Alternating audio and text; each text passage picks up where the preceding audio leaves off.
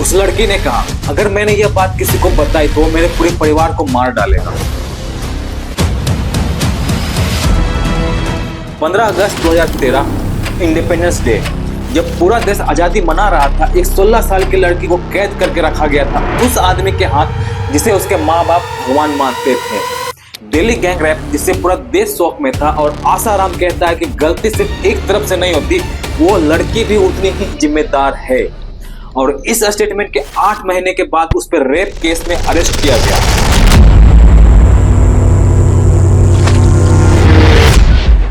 अगस्त 2013 शाहजहांपुर की एक फैमिली और हजारों इंडियंस की तरह वो भी आसाराम में विश्वास रखते थे। लड़की के पेरेंट्स जो अपनी बेटी को स्पिरिचुअल लेसन के लिए आसाराम के आश्रम भेजे थे, एक दिन उन्हें बुलाया गया और बताया गया कि लड़की किसी भूत प्रेत के पकड़ में है। उनसे कहा गया कि इस असुर शक्ति को दूर करने का एक ही तरीका है, जल्दी से लड़की को जोधपुर ले आओ, सिर्फ आसाराम ही उसे बचा सकते हैं। आसाराम नाम का मतलब ही है भगवान का सहारा। 40 मिलियन फॉलोवर्स, 400 आश्रम, नेता उसके पैर छूते थे, सेलिब्रिटीज उनकी ब्लेसिंग लेते थे।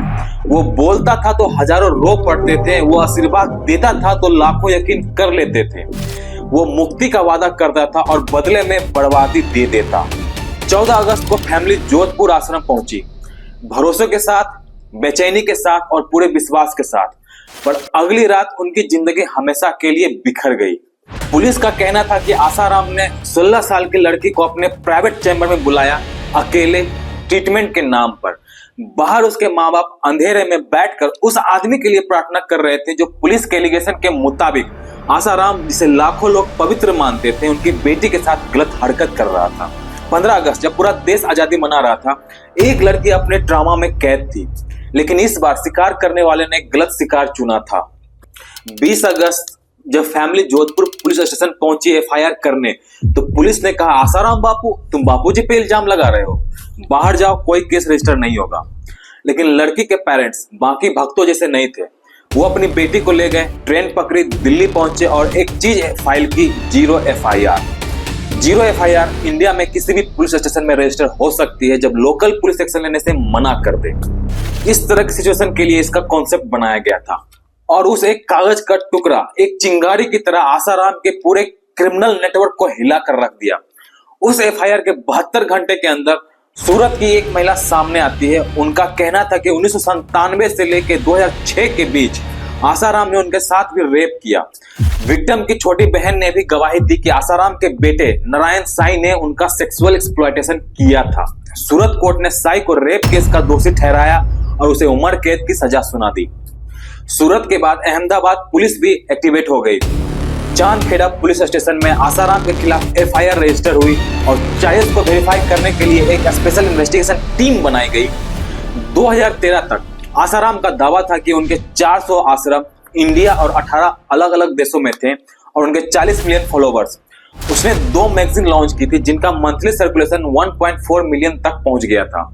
इसके साथ उसकी ऑर्गेनाइजेशन ने बहुत सारी जमीन एक्वायर की, जिसमें कई जगहों पे जमीन पे कब्जा, जाली दस्तावेज और डराने धमकाने के आरोप लगे हुए थे। इन सब एलिगेशन के बाद आसाराम का पॉलिटिकल सपोर्ट धीरे धीरे गिरना शुरू हो गया। इस केस से 5 साल पहले 2008 में उनकी एक गुरुकुल से 2 लड़के लापता हो गए थे, जिसमें एक की उम्र 10 साल थी और दूसरे की उम्र 11 साल। और कुछ दिन बाद उनके डेड बॉडीज एक नदी के किनारे मिली थी। दोनों भाई के कड़ी सुरक्षा वाली बाल केंद्र से गायब होने के बाद आश्रम के एडमिनिस्ट्रेशन, आसाराम और दर्शन साई समेत कई लोगों ने शुरुआत से ही इस घटना की सीरियसनेस को दबाने की कोशिश की। पेरेंट्स को कहा गया था कि बच्चे घर भाग गए होंगे, लेकिन परिवार ने इस बात को झूठ बताया।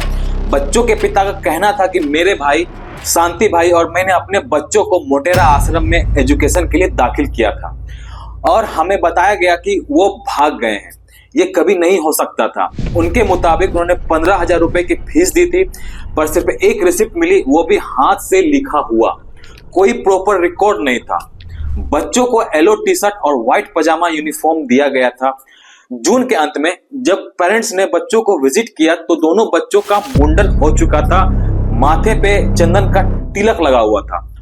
बच्चों ने बताया कि ये सब आसाराम के प्रेजेंस में हुआ है। 3 जुलाई शांति भाई ने बच्चों को दोपहर में देखा था और रात के 9 बजे आश्रम से कॉल आता है कि बच्चे घर आए हैं क्या। परिवार ने पूरी रात आश्रम को छान मारा लेकिन कुछ नहीं मिला। आश्रम के एडमिनिस्ट्रेटर पंकज सक्सेना ने पेरेंट्स को कहा कि पीपल के पेड़ के 11 चक्कर लगाओ तो बच्चे मिल जाएंगे। पेरेंट्स ने ये भी किया पर कुछ नहीं हुआ। जब परिवार पुलिस कंप्लेंट करना चाहता था तो आसाराम ने मना कर दिया। अगली सुबह वह चांदखेड़ा पुलिस स्टेशन गए तो वहां आसाराम के 2 लोग विकास कमेचा और अजय साहब पहले से ही मौजूद थे। पुलिस ने परिवार को डांटा और कंप्लेंट रजिस्टर करने से इनकार कर दिया। इस दौरान आश्रम ने और भी उपाय भेजे। 7 पत्थर जलते हुए पानी में डालो, बच्चों के कपड़े उल्टे पानी में भिगो कर सुखाओ, 4 घंटे में बच्चे लौट आएंगे। पर कुछ नहीं हुआ। बच्चों की खोज के तीसरे दिन आश्रम ने एक और अजीब सा क्लेम किया कि एक 10 साल के गुरुकुल स्टूडेंट की थंबनेल देखकर यह पता चला कि जो बच्चे गायब थे वह कलोल में थे। पर सच वहां भी नहीं मिला।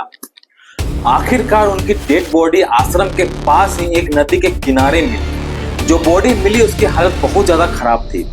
बाजू से कंधे गायब थे, सारे इंटरनल ऑर्गन तक मिसिंग थे, सिर्फ हॉलो रिब केज बचा हुआ था।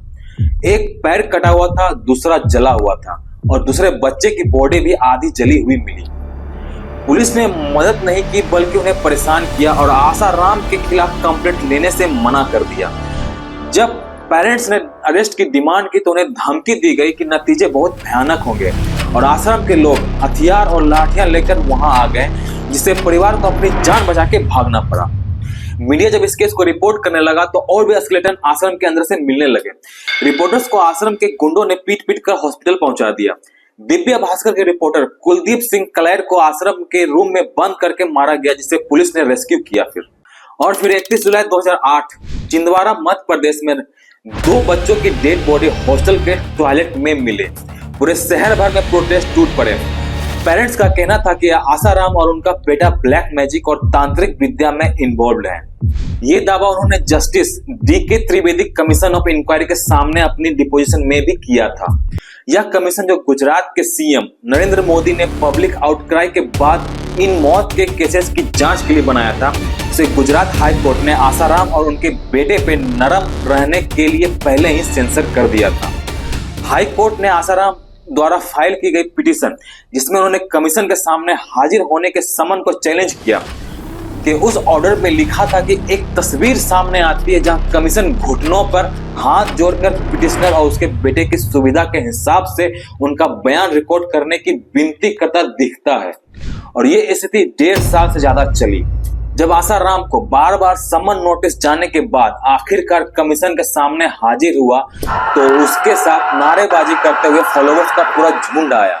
आई विटनेस के मुताबिक डिपोजिशन के दौरान आसाराम बार बार बिना परमिशन रूम से बाहर निकल जाते थे, कभी दूध पीने के लिए तो कभी अपने फॉलोअर्स को एड्रेस करने के लिए। अगस्त 2013 एक पिता अपनी बेटी का हाथ पकड़े हुए पुलिस स्टेशन के अंदर जाने वाला है। अपनी जिंदगी में पहली बार उन्हें सिस्टम का जरा भी पता नहीं था। आसाराम बहुत ताकतवर था और यह बिल्कुल आम लोग, और पिता के दिमाग में सिर्फ एक ही सवाल घूम रहा था कि अगर यह सब बाहर आ गया तो फिर मेरी बेटी का क्या होगा। FIR लिखवाने के बाद लगभग 10 दिन तक वो चुप रहा। सोचा शायद बात शांत हो जाएगी, लेकिन शिकारी चुप नहीं बैठ सकते। आसाराम के फॉलोअर्स ने पब्लिक गैदरिंग करना शुरू कर दिया।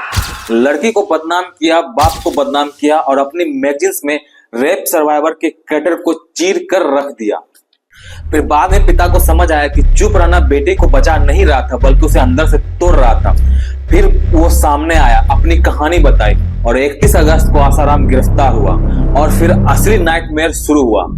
लड़की के टीचर की हत्या हो गई, स्कूल के प्रिंसिपल की हत्या और एक आई विटनेस की हत्या। 17 सितंबर 2014 जर्नलिस्ट नरेंद्र यादव पर ऑफिस के बाहर चाकू से वार किया गया। पुलिस ऑफिसर्स को धमकियां मिली, लड़की के पिता पर झूठे केस थोपे गए, किडनैपिंग और मर्डर के। रिश्तेदार दूर हो गए, दोस्त गायब हो गए। जस्टिस के लिए जो लड़ाई शुरू हुई थी वो उन्हें अकेला ही लड़ना था। आखिरकार 25 अप्रैल 2018 को 77 साल के आसाराम को दोषी ठहराया गया। इस इंसाफ को दिलाने के लिए कितने लोगों ने अपने खून बहाए, यह पार्ट 2 में आएगा। और पार्ट 2 जानने के लिए सब्सक्राइब कीजिए, क्योंकि कहानी अभी खत्म नहीं हुई है।